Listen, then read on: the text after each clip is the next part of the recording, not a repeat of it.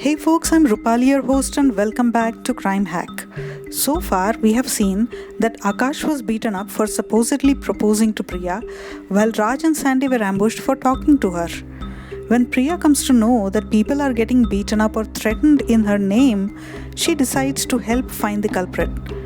At the site where Aakash was attacked, she finds a gold ring and realizes it belongs to a guy in her locality. She tells Sandy that she will point out the guy to him the next day, but she vanishes without a trace. Sandy, though worried about her, finds the guy she was talking about. He tails the guy, Tushar, thinking he may lead to Priya, but Sandy gets ambushed again. Luckily, he manages to escape somehow. Back home, he tells Raj that they need a makeup kit of sorts because the bad guys know their faces, but the boys don't know who is attacking them. It is decided that the boys will learn from a pro. And now, Nayak Brothers and the Mystery of the Catacombish Tunnels by Rupali Rajapadhyay Roti, Part 23. After dinner was over, while Raj cleared the plates away, Sandy cleared the den. He didn't want to face his mother with the marks on his wrists. Soon, they both jumped into their beds, ready to go off to sleep, but it was too early for them and they lay watching the ceiling intently. Suddenly, Raj started speaking and Sandy gave a start. You should tell Dad about all this, Raj advised. Once Tushar is arrested, we just have to pull the string and round up the remaining two attackers. And Sandy nodded his agreement. Suddenly, Raj's mobile rang and they both jumped with surprise. Realizing it was just the mobile ringing, they exchanged sheepish smiles. Ajay was on the line. "Hey Ajay, happy birthday, man." Ajay sounded angry. "Where is that bloody Sandy?" Gone to meet his girlfriend, bloody Mary." "What?" Ajay burst out laughing. "What did he do this time?" Raj asked matter-of-factly. But Ajay was still laughing. Bloody Mary, his girlfriend. Raj waited for his laughter to cease and then asked, "So, how was your day?"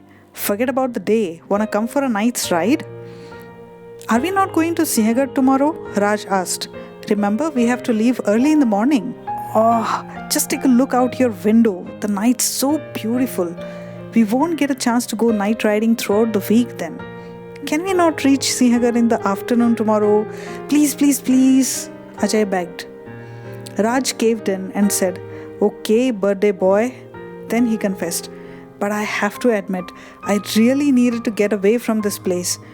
I was studying the whole day long and was bored sick to death." "Dev and Sachin are coming along," Ajay put in, smiling broadly. Sachin was Sandy's classmate and was a friend as well. "The more the merrier. We are coming," Raj answered. "Yes!" Ajay punched the air and then added, "We are in front of your house, so better hurry up." "What? No way!" Raj looked out the window. "How did you guys know I wanted out so bad?" "That's what friends are for, aren't they?" Ajay beamed. He knew that the Nayak brothers loved the night rides as much as he did. Raj conveyed the plans to Sandy. Soon they got dressed, told their mother they would be back in an hour or two, and then went to fetch their bike. Meeting the gang, Raj asked Dev, "How's Aakash?" "He's been discharged, but still on bed rest," replied Dev. Ajay had grabbed Sandy by the neck before asking, "And why did you ditch us and switch off your phone, bloody Sandy?" And he burst out laughing again. Lost it. Sandy gave no further details. Raj was getting impatient. "Guys, enough talk. Let's just go miles away from here." "Okay. So, where to?"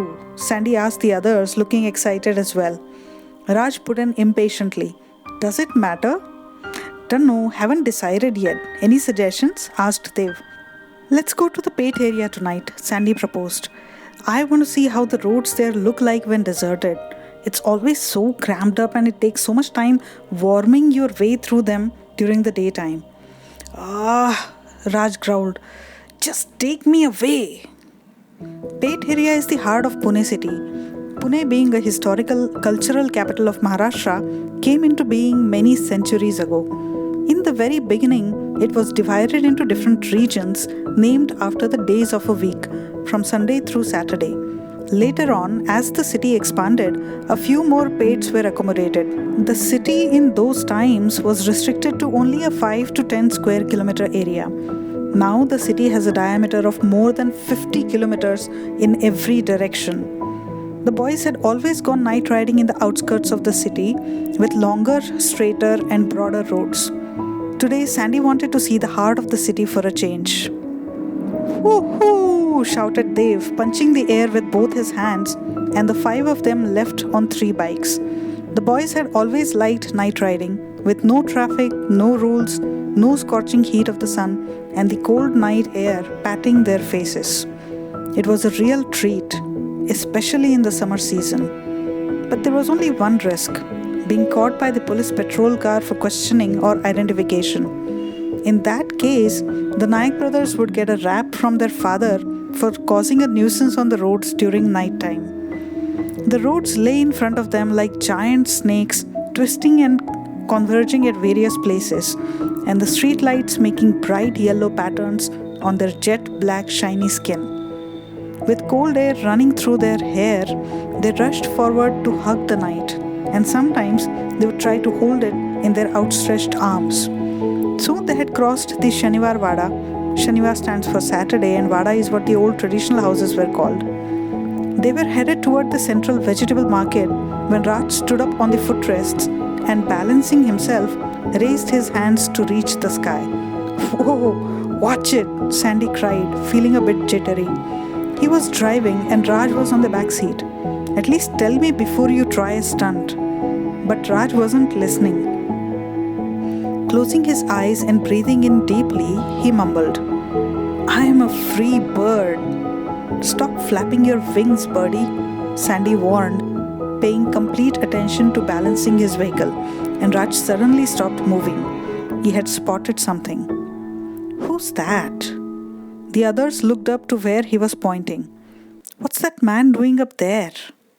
Raj thought out loud. The gang stopped to look, and the man became wary of their presence.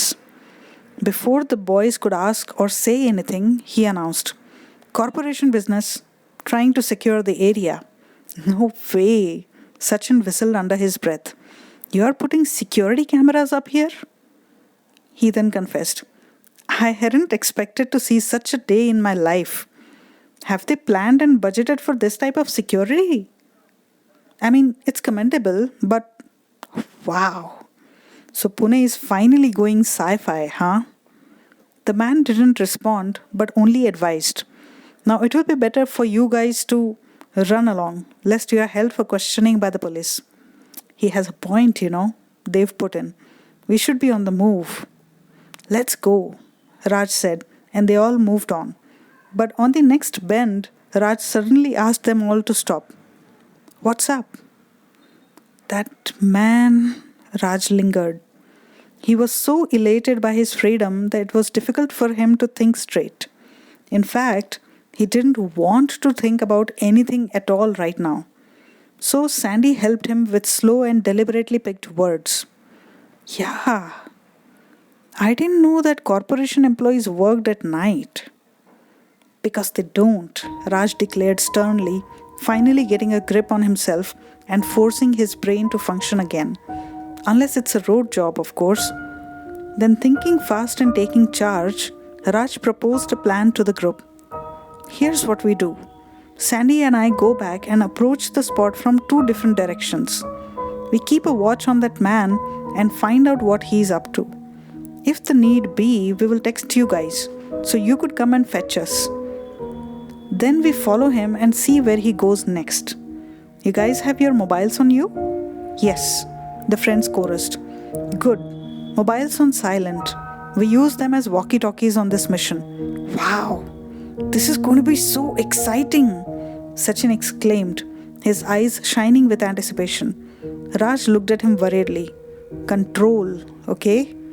We should never be discovered. Mind you," he warned. Then, resuming his instructions, he said, "Now he shouldn't be trailed continuously or he might get suspicious. So we trail him one bike at a time. When one of us breaks off, the other bike starts the pursuit. While breaking off, we inform each other the direction he is taking, and the next bike takes over the chase. Clear? Any doubts?" Everyone nodded and shook their heads, and the Nayak brothers started on foot, with the other three taking charge of the three bikes.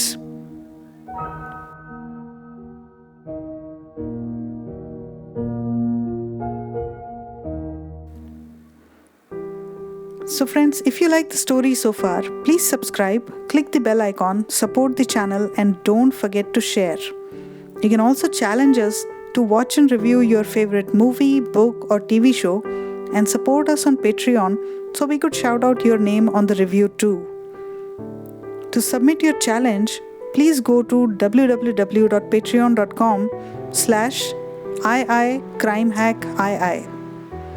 I publish a new episode every Monday, Wednesday, and Friday with bonus content on other days. So keep a lookout. Until next time, keep safe. Namaste.